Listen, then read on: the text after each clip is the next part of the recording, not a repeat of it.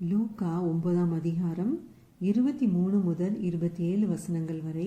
பின்பு அவர் எல்லாரையும் நோக்கி, ஒருவன் என் பின்னே வர விரும்பினால் அவன் தன்னைத்தான் வெறுத்து தன் சிலுவையை அனுதினமும் எடுத்துக்கொண்டு என்னை பின்பற்ற கடவன். தன் ஜீவனை ரட்சிக்க விரும்புகிறவன் அதை இழந்து போவான்.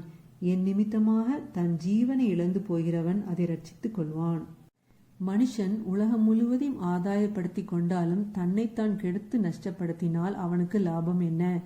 என்னை குறித்தும் என் வார்த்தைகளை குறித்தும் எவன் வெட்கப்படுகிறானோ அவனை குறித்தும் மனுஷகுமாரனும் தம்முடைய மகிமையோடும் பிதாவின் மகிமையோடும் பரிசுத்த தூதர்களின் மகிமையோடும் வரும்போது வெட்கப்படுவார்.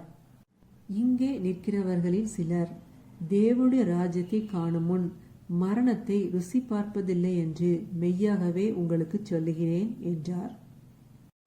உலகத்தில் இருக்கிற எல்லா மக்களுக்கும் பிரச்சனைகள், பாடுகள் உண்டு. ஆனால் ஒவ்வொருத்தரும் அந்த பிரச்சனையை ஃபேஸ் பண்ணுற விதம் தான் வேற. நம்ம உலக பிரகாரமான மக்கள் தங்களோட சுய பலத்தை நம்பி எல்லா பிரச்சனைகளையும் எதிர்த்து நிற்பாங்க. ஆனால் அவங்களால ரொம்ப நாள் நிற்க முடியாது.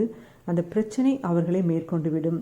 ஆனால் அதே நேரம் ஆண்டவரோட பிள்ளைங்க ஆண்டவரை நம்பி அவருக்கு பின்னால் நின்று கொண்டு அந்த பிரச்சனைகள் முன்னால் பிரச்சனைகளை ஃபேஸ் பண்ணுவாங்க. அப்போது அந்த பிரச்சனைகள் ஆண்டவரோட பிள்ளைகளுக்கு முன்பாக நிற்க முடியாமல் ஓடி போயிடும். எப்போவுமே காலையில் எழும்பினோடனே நம்ம செய்ய வேண்டிய முதல் காரியம் பைபிள் எடுத்து வாசிக்கணும். அன்னன்னைக்கு ஆண்டவர் நமக்கெண்டு வார்த்தைகளை கொடுப்பாரு. நம்ம என்ன சிச்சுவேஷனை கடந்து வந்து கொண்டிருக்கிறோமோ அந்த சிச்சுவேஷனுக்கு தக்கன வார்த்தைகளை கொடுப்பார். அதை பிடித்து கொண்டு நாம் அந்த நாளை கடந்தோம்னா நிச்சயமாகவே காடோட கைடன்ஸ் நம்ம கூட இருக்கும். நம்மளை ஆண்டவர் எல்லா பிரச்சனைகளையும் எல்லாவற்றுக்கும் விலக்கி நம்மளை ஆசீர்வதித்து உயர்த்துவார். நாமளும் இந்த பூமியில் ஒரு வெற்றியுள்ள வாழ்க்கையை வாழலாம். ஆமேன். ஹல்லேலூயா.